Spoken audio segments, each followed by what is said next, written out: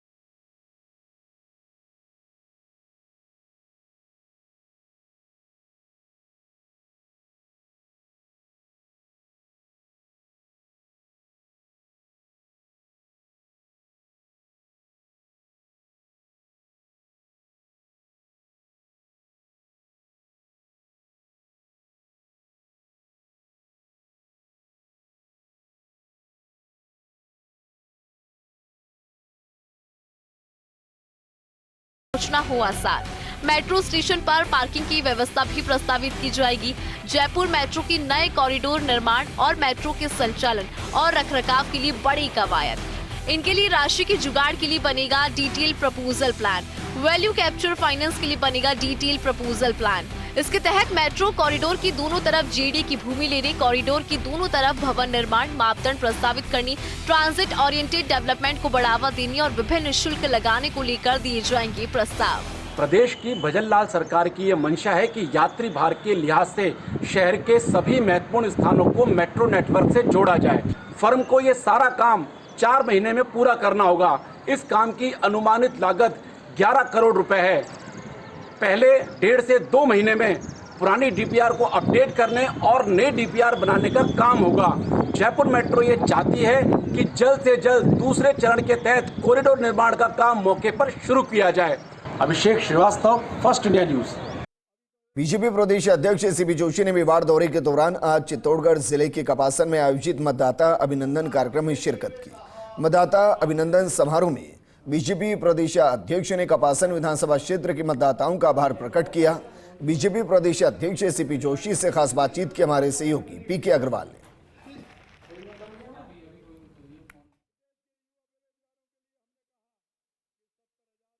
भाजपा प्रदेश अध्यक्ष सीपी जोशी इन दिनों मेवाड़ के दौरे पर हैं। आज दौरे का तीसरा दिन है। निश्चित तौर पर बड़ी सादगी चित्तौड़गढ़ के बाद कपासन में मतदाता अभिनंदन कार्यक्रम में शिरकत की है। जानने की कोशिश करेंगे।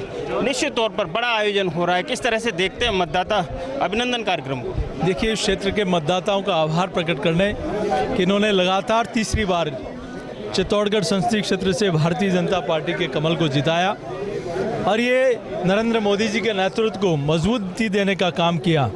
और निश्चित रूप से पिछले 10 वर्षों में आदरणीय प्रधानमंत्री जी के नेतृत्व में बहुत ऐतिहासिक काम पूरे संसदीय क्षेत्र में हुए हैं और इसी विश्वास के साथ कि आने वाले 5 सालों में और भी विकास के नए आयाम स्थापित होंगे। आज मतदाताओं का विशेष रूप से आभार, सभी कार्यकर्ताओं का, जनप्रतिनिधियों का, जिन्होंने रात दिन मेहनत करके भारतीय जनता पार्टी को विजयश्री दिलाई। सीपी जोशी कॉलेज की राजनीति से निकले हुए नेता हैं और आज कॉलेज के छात्रों को चुनाव की बहुत बड़ी उम्मीद थी कि निश्चित तौर पर चुनाव होंगे, लेकिन ऐसा लग रहा है कि सरकार कॉलेज चुनाव कराने के मूड में नहीं है। छात्र संघ चुनावों को लेकर के सीपी जोशी का क्या मानना है? देखिए, छात्र संघ चुनाव को लेकर लिंग 2 कमेटी की सिफारिश और कई इश्यूज हैं। मैं निश्चित रूप से कमेटी इस बारे में निश्चित रूप से छात्रों के हितों के बारे में चिंता करेगी। अंत में सिर्फ इतना जानना चाहेंगे, जिस तरह से केंद्र का भी एक बजट आने वाला है, स्वाभाविक तौर पर उम्मीदें सभी को होती हैं, क्या मान के चलें उससे राजस्थान को और खासकर मेवाड़ क्षेत्र को कुछ? देखिए, उस बजट में देश का जो आम बजट आता है उसमें पर्टिकुलर किसी पैलेस के लिए, स्टेट के लिए कोई पर्टिकुलर बजट नहीं होता। शिक्षा में इतना बजट होगा, चिकित्सा में इतना बजट होगा, अलग अलग एड में वो बजट जाता है और उन राज्यों की पॉपुलेशन के हिसाब से उन राज्यों को बजट आवंटन होता है। लेकिन विशेष रूप से रेलवे के क्षेत्र में, सड़कों के क्षेत्र में, बाकी अन्य क्षेत्रों में राजस्थान को पिछले 10 वर्षों में जो 40 सालों में नहीं मिला, उससे ज़्यादा पिछले 10 वर्षों में मिला है। तो उस क्षेत्र में, उस पर्टिकुलर उस हेड में और ज़्यादा बजट मिले, इसके लिए निश्चित रूप से हम प्रयास करेंगे। प्रयास किया जा रहा था कि निश्चित तौर पर केंद्र से पहले, केंद्र के बाद ही राजस्थान का बजट आए, लेकिन ऐसा हो नहीं पा रहा है। तो क्या लगता है वो कड़ी जोड़ने के लिए डबल इंजन की सरकार में इस तरह का फॉर्मूला सेट होगा कि जिससे राजस्थान से विकास की गंगा बहे? 10 तारीख को बजट है। चूँकि फाइनेंस की अपनी एक सब नियमावली है, चूँकि 3 महीने के लिए बजट का प्रोविज़न था और उसकी समय सीमा पूरी हो रही है। प्रदेश के सारी व्यवस्थाओं को चलाने के लिए बजट 10 तारीख को आ रहा है। लेकिन केंद्र के बजट के साथ केंद्र की तरफ से राजस्थान को मदद में कोई कमी नहीं होगी। राजस्थान सशक्त राजस्थान बनेगा, विकसित राजस्थान बनेगा। ये डबल इंजन की सरकार में साकार भी होगा। निश्चित तौर पर कहा जा सकता है कि सीपी जोशी ने साफ शब्दों में कह दिया है कि जो हमने कहा है वो हम करेंगे और निश्चित तौर पर जिस तरह के हालात बने हैं उन हालातों के बीच में वही होगा जो हमने वादा किया है और यही कारण है कि जनता का भरोसा है तो सरकार उस पर खरी उतरेगी। कैमरा पर्सन चंद्रेश जैन के साथ PK Agarwal, First India News, Kapasan, Chittorgarh. Shipping और बिजली संकट से परेशान कोटा शहर के 12 रोड इलाके के लोगों के लिए अच्छी खबर है। यहाँ के 2 प्रमुख इलाके बोरखेड़ा और काला तालाब में नए जीएसएस बनकर तैयार हो गए हैं। ऊर्जा मंत्री हीरालाल नागर ने बताया कि दोनों जीएसएस का कल लोकसभा स्पीकर ओम बिरला उद्घाटन करके जनता को समर्पित करने वाले हैं। और यहाँ हमारे पास बिजली उपलब्ध होते हुए भी हम सप्लाई नहीं कर पा रहे थे, क्योंकि हमें वो जो हमारे 132 के जीएसएस है वो ओवरलोड हो रहे हैं। तो ये भी हमें इससे राहत मिलेगी। 132 हमारा बोरखेड़ा बनने से और एक 220 और निकट भविष्य में बने, इसकी आवश्यकता है कोटा में। और निश्चित रूप से ये दोनों काम यहाँ होंगे तो कोटा में अगले 4-5 साल तक हमें बिजली में राहत मिलेगी। बांसवाड़ा के घाटोल में परिवार में जमीनी विवाद के चलते विवाद हो गया। काकन सेजा गांव में विवाद के चलते ताऊ के बेटे ने 2 चचेरे भाइयों पर चाकू से हमला कर दिया। इसके बाद कनकमल और राकेश गंभीर रूप से घायल हो गए। उनको अस्पताल में भर्ती करवाया गया। परिजनों ने बताया कि कई सालों से जमीनी विवाद को लेकर दोनों के बीच में तनातनी चल रही थी और वही अब खूनी संघर्ष में बदल गई। किस बात को लेकर मारपीट हुई? जमीन के बाद। जमीन विवाद को लेकर। क्या मारा इसको? चाकू मारा। इसको भी चाकू मारा? हाँ। ये दोनों भाई है, चचेरे भाई? हाँ, भाई बहन जो रहे? हाँ, भाई। राजमंद जिले के कुवाड़िया थाना क्षेत्र में शादी समारोह में शिरकत करके लौट रहे दूल्हे के दोस्तों की कार फियावड़ी गांव के पास डिवाइडर से टकरा गई। इस हादसे में एक युवक की मौत हो गई जबकि 2 गंभीर रूप से घायल हो गए, जिन्हें प्राथमिक इलाज के बाद उदयपुर रेफर कर दिया गया। इलाज के दौरान सोनू नामक युवक की मौत हो गई जबकि मुंशी और समीर की हालत गंभीर होने पर उन्हें उदयपुर रेफर कर दिया गया। पुलिस ने मृतक का शव आरके अस्पताल के मोर्चर में रखवा दिया है। हनुमानगढ़ के टिब्बी तहसील में छत गिरने से 2 सगे भाइयों की मौत हो गई। घटना के मुताबिक देर रात हो रही बारिश के चलते खेत में बने हुए मकान की छत गिर जाने से एक ही परिवार के 6 लोग दब गए, जिससे एक युवक की मौके पर ही मौत हो गई, जबकि एक युवक की अस्पताल में मौत हो गई। बाकी 4 जने गंभीर रूप से घायल हो गए। पीड़ित परिवार बिहार राज्य का रहने वाला है, जो कि यहां पर दिहाड़ी मजदूरी के लिए आया हुआ था। उन्होंने आरोप लगाया कि जिस मालिक की वो काम कर रहे थे, उन्होंने कई बार उनसे मकान बदलने के लिए गुहार लगाई। मालिक ने मकान नहीं बदला। हादसे के बाद परिवार में आक्रोश भी फैल गया और उन्होंने काफी देर तक पोस्टमार्टम नहीं होने दिया, लेकिन बाद में समझाइश की गई। इस मामले में डीएसपी करण सिंह का कहना है कि तेज बारिश के कारण यह हादसा हुआ है। मामला दर्ज कर जांच पड़ताल शुरू कर दी गई।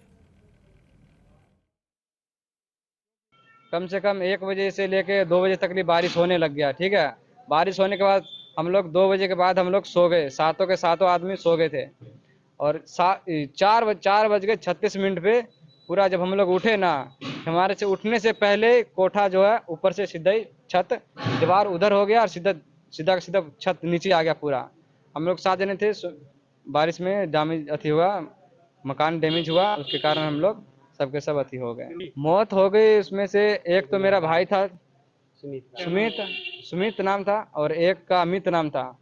उस दोनों को मतलब एक को जब निकाला था तो मतलब वो ठीक था, होश में था। निकाल के बाहर लाए, वो बोल भी रहा था, बतिया भी रहा था हमसे, पानी भी पिलाया उनको, बोला मेरे को जल्दी हॉस्पिटल लेके चलो। तो गाड़ी मंगवाया, उसको लेके गया। दूसरा को जब देखा तो वो मतलब वहीं पे ख़त्म हो चुका था। पिछली रात को लगभग 4 से 5 बजे के बीच रात को अत्यधिक बारिश की वजह से खेत में बना हुआ कमरा वो ढह गया, जिसमें जिला दरभंगा से जो यहाँ पे प्रवासी मजदूर आए हुए हैं, उनकी 2 व्यक्तियों की डेथ हो गई। सगे भाई हैं, अमित और सुमित, सन ऑफ राम भरोसी, जिला दरभंगा से हैं। और उसके अलावा 3 लोग घायल हैं, जो वहीं पर जिला अस्पताल टाउन में अपना इलाज करवा रहे हैं। चूरू से है, जहां 1.5 महीने पहले पत्नी के किसी दूसरे युवक के साथ चले जाने से परेशान पति पर रविवार को पानी की टंकी पर चढ़ गया। वो पुलिस से उसकी पत्नी को वापस लाने की मांग करने लगा। कोतवाली सीआई मुकुट बिहारी, एएसआई सुरेश कुमार और राजेश कुमार मौके पर पहुंचे और समझाइश के बाद युवक को नीचे उतारा गया।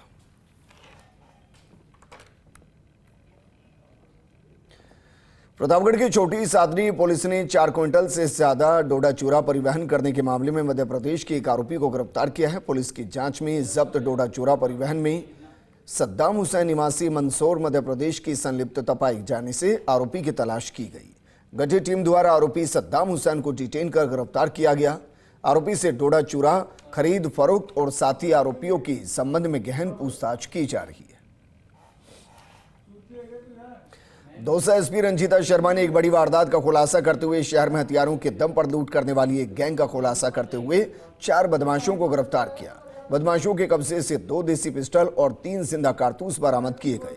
बदमाशों से लूट की 4 बाइक और 7 मोबाइल बरामद करके लूटे कुछ आभूषण भी बरामद किए गए। एसपी रंजीता शर्मा ने शहर में हुई इस वारदात को चुनौती मानते हुए सीओ रवि प्रकाश शर्मा और कोतवाली एसएचओ हीरालाल सैनी के नेतृत्व में टीम का गठन किया था। आरोपियों से कई जिलों की वारदातों का खुलासा होने की संभावना है।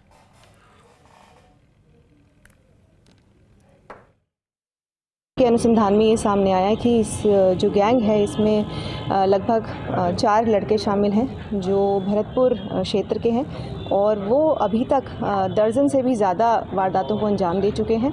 और इनके जब ठिकानों पर दबिश दी गई तो इनके पास में देसी कट्टे जो हथियार रूप ये इस्तेमाल कर रहे थे घटना कारित करने के समय पर, वो रिकवर हुए। इनसे काफ़ी बड़ी मात्रा में मोबाइल फ़ोन रिकवर हुए हैं और काफ़ी सारी मोटरसाइकिल भी इनसे रिकवर हुई हैं जो इन्होंने अलग अलग अपने टारगेट से लूट में छीनी थी। और इसके साथ साथ ही कुछ ही दिन बाद हमारे सदर थाना क्षेत्र में भी इन्हीं लड़कों द्वारा एक इसी प्रकार की घटना को कारित किया गया, जिसको गंभीरता से लेते हुए हमने विशेष टीम का भी गठन किया और हमारे जो दौसा सिटी के सीओ हैं उनकी निर्देशन में जो प्रभावी कार्रवाई करते हुए त्वरित गति से सफलता अर्जित की गई। आगामी विधानसभा के अध्यक्ष वासुदेव देवनानी ने संविधान को लेकर कहा कि जो संविधान के खतरे की बात कर रहे हैं उन बयानबाजों को पता होना चाहिए कि भारत के पास सशक्त लोकतंत्र और बाबा साहेब का बनाया हुआ मजबूत जड़ वाला संविधान है जिसको कोई नहीं बदल सकता। कुछ बयानबाज सस्ती लोकप्रियता के लिए ऐसा भ्रम पैदा कर रहे हैं। वासुदेव देवनानी से आगामी बजट सत्र और कई दूसरे विषयों पर बातचीत की हमारे रेजिडेंट एडिटर भवर एस चारण ने। राज्य विधानसभा के स्पीकर वासुदेव देवनानी आज कोटा के दौरे पर हैं। देवनानी साहब, शिक्षा मंत्रालय आपने कई बार संभाला और इसीलिए आपके बारे में कई लोग कहते हैं कि वासुदेव देवनानी यानी मास्टर जी। अब भूमिका एक मॉनिटर की है, तो वासुदेव देवनानी विधानसभा में एंजॉय कर रहे हैं या फिर हो हल्ला हंगामा कुछ परेशान भी करता है? ऐसा है कि लोकतंत्र की कुछ व्यवस्थाएं हैं, कुछ परंपराएं हैं, कुछ परिस्थितियां हैं। तीनों वर्षों से देख रहा हूं और 20 साल से तो विधायक भी हूं, इसलिए पक्ष में भी रहा, विपक्ष में भी रहा। अतः मेरे को किसी प्रकार की कठिनाई अनुभव नहीं होती, क्योंकि विधानसभा की गरिमा मेंटेन करना सबका काम होता है। इसलिए मैंने आते ही सर्वदलीय बैठक बुलानी शुरू की है। लेकिन फिर भी पिछले 2 दिन का जो कार्यकाल रहा, उसमें मुझे लगता है कि इसके में सभी को और गहराई से सोचने की आवश्यकता है। मैंने विपक्षी नेताओं से भी चर्चा की है, ताकि सदन की गरिमा बनी रहे। ये हम सबका दायित्व है। सबका विषय विधानसभा में आए और लोग आराम से अपनी बात जनप्रतिनिधि रख सकें, क्योंकि जनता हमारी वहाँ की कार्रवाई को यूट्यूब के माध्यम से प्रत्यक्ष देखती है। तो हमारे जनप्रतिनिधि ऐसा कोई आचरण न हो जिसके कारण से जनता में हमारे बारे में गलत इंप्रेशन जाए। कोशिश कर रहा हूँ और मुझे लगता है ठीक है, विपक्ष को अपना विरोध करना है, कई मुद्दों पे ये उनका हक है, वो करें भी, लेकिन उसमें जो कुछ नियम बंधन है उसकी पालना करें। ऐसा मुझे अपील मैंने की है। मुझे विश्वास है कि आगामी दिनों में इसका पालन वो लोग करेंगे। मुझे उन्होंने विश्वास भी दिलाया है। तो थोड़ा बहुत तो अब लोकतंत्र में हम भी थे, हमारे लोग भी करते थे और ये भी कर रहे हैं, लेकिन उसको एक सीमा तक मेंटेन रखना चाहिए। क्यों अभी तो इस विधानसभा का सत्र का प्रारंभ है। 10 को बजट आएगा, उसके बाद 3 दिन इस पर बहस होगी, चौथे दिन इसका जवाब आएगा, फिर डिमांड्स इत्यादि हुई चर्चा होकर के लगभग अनुमान है, बाकी तो बीएससी तय करेगी, लेकिन हमको लगता है इस महीने के अंतिम सप्ताह में ये सारा बजट हमको पारित करना है, क्योंकि हमारा लिखा अनुदान 31 जुलाई तक लिया हुआ है। उसके एक दिन पहले गवर्नर को भी भेजना होता है। तो सारी प्रक्रिया में और कुछ विधेयक आने, मुझे लगता है सत्र लगभग अगस्त के प्रथम सप्ताह तक चलेगा। विधानसभा के डिजिटलीकरण की एक मुहिम देवनानी साहब शुरू हुई थी, क्या वो संपूर्ण हो गई है या इसमें और ज़्यादा कोई चीज़ें ऐड ऑन करने वाले हैं आप अपने कार्यकाल में? नहीं, 2-3 मेरे उद्देश्य थे कि हमारी जो ब्यूरोक्रेसी है, कार्यपालिका, वह विधायिका के प्रति अकाउंटेबल रहे। इसके लिए जब मैंने प्रारंभ में देखा प्रश्नों के उत्तर ही नहीं आते थे, तो पिछली विधानसभा के भी लगभग 5000 प्रश्नों के उत्तर बाकी थे और इस बार भी लगभग 2-2,500 क्वेश्चन आ गए थे। तो मुझे प्रसन्नता है कि ब्यूरोक्रेसी से संवाद के कारण, मुख्य सचिव से संवाद के कारण लगभग 92% प्रश्नों के उत्तर आ गए। ये मैं समझता हूँ लगभग सबके सहयोग से संभव हो सका। ये हमारे लिए, मेरे लिए प्रसन्नता की बात है।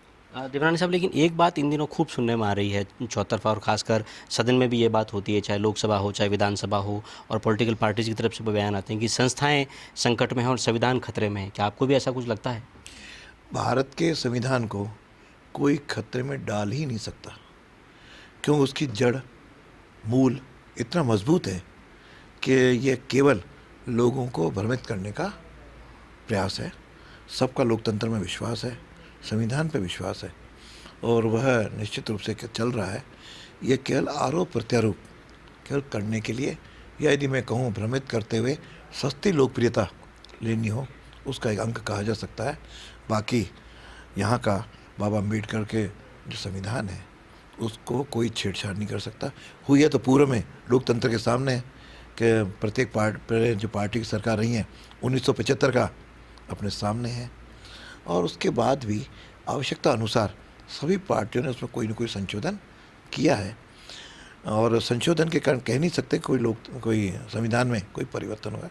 संविधान हमारा मूल भावना के अनुरूप है, और फिर हमारे सुप्रीम कोर्ट भी है कि उस पर कभी बार कोई कानून ऐसा भी पारित हो गया या विधानसभा में पारित हो गया तो कोर्टों ने उसको ठीक किया है, इसलिए लोकतंत्र यहाँ मजबूत है। मैं समझता हूँ उस पर किसी प्रकार की आँच कोई ला नहीं सकता। तो संविधान पर संकट की बातें केवल जुबानी जमा खर्च है और साथ में सस्ती लोकप्रियता हासिल करने की कवायद हैं। राज्य विधानसभा के स्पीकर वासुदेव देवनानी ने बयान दिया है और साथ में बजट सत्र को लेकर के राजस्थान विधानसभा के स्पीकर लगातार तैयारियों में जुटे हुए हैं। कैमरामैन आकाशदीप सिंह के साथ Bhanwar S Charan, First India News, Kota. Tonk में बीते दिनों हुई भारी बारिश से प्रभावित इलाकों का रियलिटी चेक करने और हालातों का जायजा लेने के लिए पूर्व सांसद सुखबीर सिंह जोनापुरिया आज पीपलू और मालपुरा उपखंड क्षेत्र के दौरे पर रहे। इस दौरान टोंक से हमारे सहयोगी वजाहत अख्तर ने जोनापुरिया से खास बातचीत की, आप भी सुनिए। राजस्थान के टोंक जिले के पीपलू और मालपुरा उपखंड में 4 और 5 जुलाई को हुई भारी बारिश के बाद हालात लगातार बिगड़े हुए थे। बारिश का दौर थमे 48 घंटे से ज़्यादा का समय गुजर चुका है, लेकिन उसके बावजूद भी पीपलू और मालपुरा के कई ऐसे गांव हैं जो अभी फ़िलहाल टापू बने हुए हैं। पानी का बहाव आप सामने देख सकते हैं, कितना ज़बरदस्त यहाँ पर बहाव है। ये बहाव के चलते कई जो गाँव हैं उनका ज़िला मुख्यालय से सीधे तौर पर संपर्क यहाँ पर कट गया है। हमारे साथ मौजूद हैं, गाँव में यहाँ पर जायज़ा लेने पहुँचे हैं, नुकसान का जो स्थानीय लोग हैं ग्रामीण उनसे बातचीत करने पहुँचे हैं। टोंक सवाई माधोपुर लोकसभा क्षेत्र से पूर्व सांसद बातचीत करते हैं, किस तरीके के हालात हैं, आप लगातार यहाँ पर हैं। देखिए, मैं समझता हूँ जिस हिसाब से पीछे 50 साल का रिकॉर्ड तोड़ा है और बारिश जिस हिसाब से हुई है, मैं समझता हूँ अभी हिमाचल में उसमें हम देखते थे, लेकिन देखते देखते किसानों से जो बातचीत हुई, मैं समझता हूँ अभी हमने ये पीछे ऊंची कराई थी इसकी पहाड़, क्योंकि हर जगह कहते हैं भाई पानी नहीं रुक पाता, पानी की हाइट बढ़ाओ। तो अभी पहाड़ की हाइट बढ़ाई थी, तो अभी ये तीजा मीणा खड़ी है मेरे साथ, ये कह रही है इसको तो तुरंत तोड़वाओ क्योंकि ज़्यादा पानी भर गया। तो मैं समझता हूँ 50 साल में पहली बार ऐसा रिकॉर्ड तोड़ा है जो बारिश हुई है ना। हमारे इधर इतनी बारिश नहीं होती थी और अभी जिस हिसाब से आगे बनास में पानी जा रहा है, अगर बनास में पानी नहीं जा पाता तो ये गाँव अभी भी लबालब डूबे रहते। तो मैं समझता हूँ अगले 2-3 दिन में जाके, 3 दिन हो गए उतरते हुए, अगले 2-3 दिन में जाके पानी अपने लेवल पर आएगा। और ये ढाणी हमारी जितनी बसी हुई हैं इनका काफ़ी नुकसान हुआ है। मैं समझता हूँ प्रशासन से बात करेंगे ताकि इसके 30 बोरी उदय वो सारा डूब गया, उसमें भर गया पानी, तो वो सारा बेकार होगा, खाने का मतलब नहीं बचा। तो मैं समझता हूँ बहुत भारी नुकसान हुआ है, तो एक बार पूरे उसमें बात करेंगे ताकि अधिकारी उससे जायजा लेकर उनके नुकसान की भरपाई कराएं। जोनापुरिया हमारे साथ, इनका कहना है कि भारी नुकसान ग्रामीणों का हुआ है। घर में जो अनाज स्टॉक किया हुआ था किसानों का, वो इस बारिश के चलते ख़राब हो गया है। सड़कों के हालात आप देख सकते हैं, डामर की सड़क पानी के तेज़ बहाव में बहकर बनास नदी में जा चुकी है। लोग और भी मौजूद हैं हमारे साथ, किस तरीके के हालात हैं यहाँ पर? नाद चारों सब खराब है गया, बढ़िया जो चारा खाए गए और लाइटा खम्मा सब बह गया, कहीं गए कहीं भी नहीं हो जानवर न खुआ कहीं गए उन्हें काट रखा जिन्हें उन्हें सुखा नाद ने भी सुखा काट रहे था, उगया और रह सड़ गयो सब।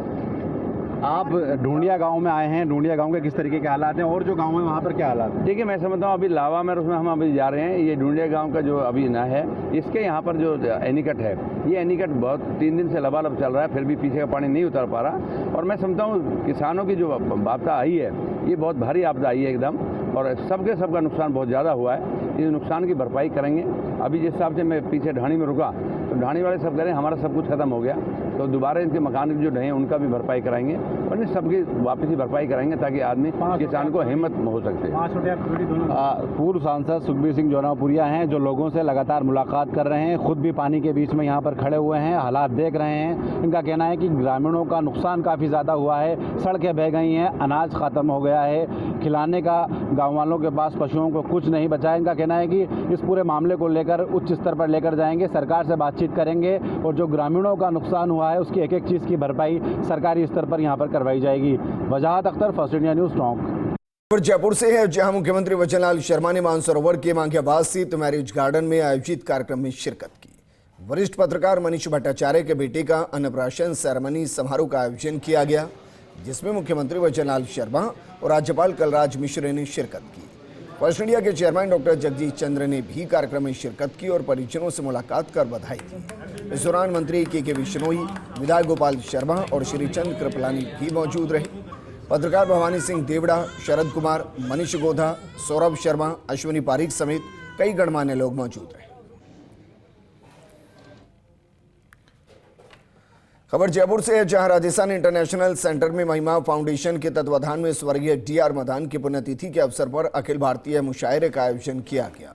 खुशबू का सफर नाम से मदान ने एक पुस्तक लिखी थी, उसी थीम पर आज के कार्यक्रम का नाम भी खुशबू का सफर रखा गया। महिमा ग्रुप के मैनेजिंग डायरेक्टर धीरेन्द्र मदान ने कहा कि उनकी याद में हम 12 वर्ष से इस मुशायरे का आयोजन कर रहे हैं। इस समारोह में महिमा ग्रुप की एमडी धीरेन्द्र मदान और डायरेक्टर निखिल मदान, कुसुम मदान, कीर्ति मदान और बेटी महिमा मदान सहित सैकड़ों की संख्या में मित्र और रिश्तेदार मौजूद रहे।